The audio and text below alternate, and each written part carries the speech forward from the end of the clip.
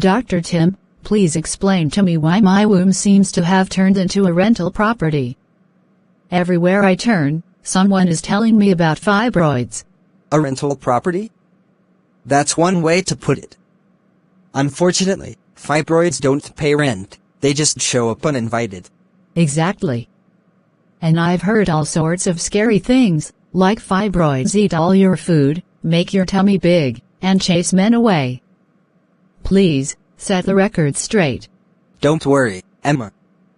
Today, we're going to break it all down, what fibroids are, why they happen, how they're treated, and of course, we'll bust some of those myths you've collected.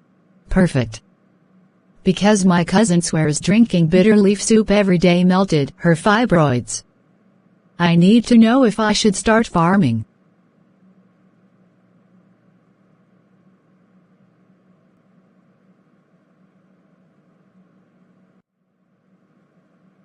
So, let's start with the basics.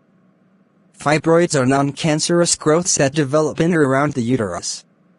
Think of them like lumps made of muscle and fibrous tissue. So, they're not cancer? Because the way people whisper about fibroids, you'd think it's a death sentence. No, fibroids are not cancer. They're also called gliomas and are growths made of muscle and tissue that form in or on the wall of the uterus. They're very common, especially among women of reproductive age. In fact, some studies say up to 70-80% of women may develop them by the age of 50. They're the most common non-cancerous tumors in women. 70-80%? So basically, almost every woman I know is walking around with fibroids. Possibly.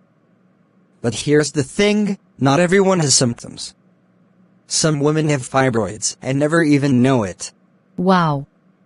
So fibroids are like those relatives who live in the village, you only hear about them when they come to visit unannounced. Exactly. Okay, but why do fibroids even form? Did women defend nature somehow? Great question, but let's start with where fibroids actually form. Fibroids can grow as a single nodule, one growth, or in a cluster. Clusters of fibroids can range in size from 1 millimeter to more than 20 centimeters, 8 inches, in diameter or even larger. For comparison, fibroids can be as small as a seed or get as large as a watermelon. These growths can develop within the wall of your uterus, inside the main cavity of your uterus, or on the outer surface of your uterus. This is really eye-opening. Also, there are different types of uterine fibroids depending on where they're located and how they attach. Specific types of uterine fibroids include 1. Intramural fibroids. These fibroids are embedded into the muscular wall of your uterus. They're the most common type. 2. Submucosal fibroids. These fibroids grow under the inner lining of your uterus. 3. Subserosal fibroids. This type of fibroid grows under the lining of the outer surface of your uterus. They can become quite large and grow into your pelvis. 4. Pedunculated fibroids, the least common type. These fibroids attach to your uterus with a stalk or stem. They're often described as mushroom-like because they have a stalk and then a wider top. But why? Why women and not men? The exact cause is unknown, but healthcare providers believe the hormones estrogen and progesterone play a role. Most fibroids happen in people of reproductive age. Studies show that fibroids tend to grow when hormone levels are higher, like during pregnancy, and shrink when hormone levels are low, like during the transition to menopause. Additionally, there are several risk factors that can play a role in your chances of developing fibroids. These can include obesity and a higher body mass index, BMI, family history of fibroids, not having children, early onset of menstruation, getting your period at a young age, and late age for menopause. I heard black women get fibroids more often. Is that true? Yes, studies show black women are more likely to develop fibroids, and sometimes at a younger age, with more severe symptoms. So, we got rhythm, melanin, and unfortunately, fibroids too. Life really said balance. My mom had fibroids, and now I'm suspicious. Should I just prepare myself? It doesn't guarantee you'll have them, but it does increase your chances. Alright, let's talk symptoms. Because some women say fibroids make them look pregnant, others say it's just painful periods. Which is it? It varies. Most small fibroids don't cause any symptoms and don't require treatment other than regular observation by your healthcare provider. Larger fibroids can cause you to experience a variety of symptoms, including excessive or painful bleeding during your period, bleeding between your periods, a feeling of fullness in your lower belly, abdomen/bloating, frequent urination. This can happen when a fibroid puts pressure on your bladder, pain during sex, low back pain, constipation or feeling pressure on your rectum, long-term, chronic, vaginal discharge, inability to pee or completely empty your bladder, and increased abdominal distension, enlargement, causing your abdomen to look pregnant. Ah. That explains why my friend always jokes she has a food baby, but never delivers. Yes, large fibroids can make the belly protrude. And the heavy bleeding can cause anemia, which is why some women always feel tired. Wait.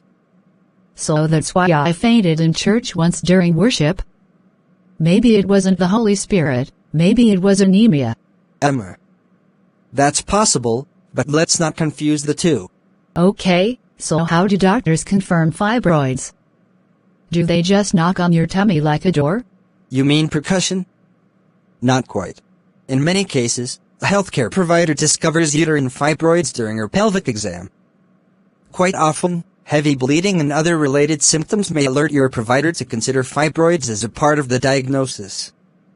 There are several tests that can be done to confirm fibroids and determine their size and location. These tests can include 1. Ultrasonography. This non-invasive imaging test creates a picture of your internal organs with sound waves. 2. Magnetic resonance imaging, MRI. This test creates detailed images of your internal organs by using magnets and radio waves. 3. Computed tomography, Connecticut scan. A CT scan uses X-ray images to make a detailed image of your internal organs from several angles. 4. Hysteroscopy. During a hysteroscopy, your provider will use a device called a scope, a thin, flexible tube with a camera on the end, to look at fibroids inside your uterus.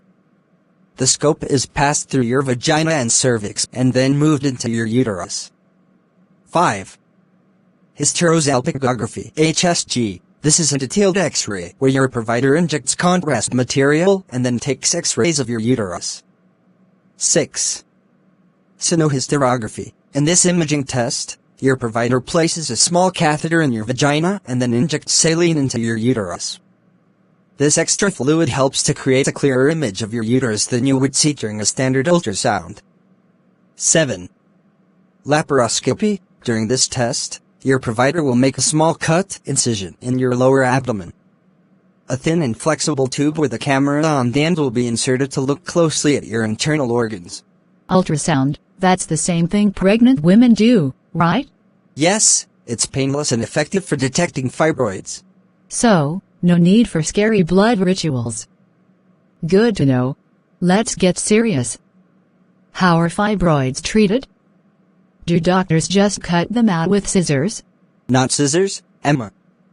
Treatment for uterine fibroids can vary depending on the size, number and location of the fibroids, as well as what symptoms they're causing. If you aren't experiencing any symptoms from your fibroids, you may not need treatment. Small fibroids can often be left alone. Some people never experience any symptoms or have any problems associated with fibroids. In these cases, your provider may recommend monitoring your fibroids with pelvic exams or ultrasounds. Options? Your treatment plan will depend on a few factors, including how many fibroids you have, the size of your fibroids, where your fibroids are located, what symptoms you're experiencing related to the fibroids, and your desire to keep your uterus. The best treatment option for you will also depend on your plans for pregnancy in the future. Treatment could be medications, hormonal therapy, non-surgical procedures like uterine artery embolization, and surgical options such as myomectomy or hysterectomy. Hysterectomy, that's removing the womb, right? Correct. But it's usually a last resort, especially for women who still want children. My aunt had her fibroids removed, and they came back. She said it was like cutting weeds, The roots are still in the soil. That's true. Fibroids can recur after surgery, especially if the womb isn't removed. So, no guarantee. Exactly. That's why treatment must be personalized. Let's talk about some myths. I've heard people say fibroids come from eating noodles at night. No, fibroids are not caused by noodles, spiritual attacks, or hot blood. Thank you. And what about if you don't marry early, you'll get fibroids? Another myth. Fibroids are linked to hormones, not marital status. Good. Because the only ring I've seen lately is the one on my mosquito coil.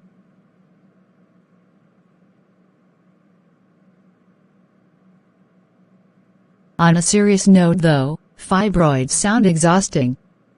Physically, mentally, and emotionally. Absolutely. Many women feel anxious, frustrated, or even depressed. That's why emotional support, counseling, and awareness are just as important as medical care. So when a friend says, it's just heavy periods, stop exaggerating, that's not helpful. Exactly. Women need empathy, not dismissal. Got it. I'll keep my jokes light but my support heavy. Wow, Dr. Tim. Today, I've laughed, learned, and realized my womb deserves its own documentary. Well, at least now you know the facts about fibroids. And remember, knowledge is power. Power to the uterus. Yes, Emma. Power to the uterus. Thank you for watching this episode. Please share it so others can learn and also subscribe to the channel.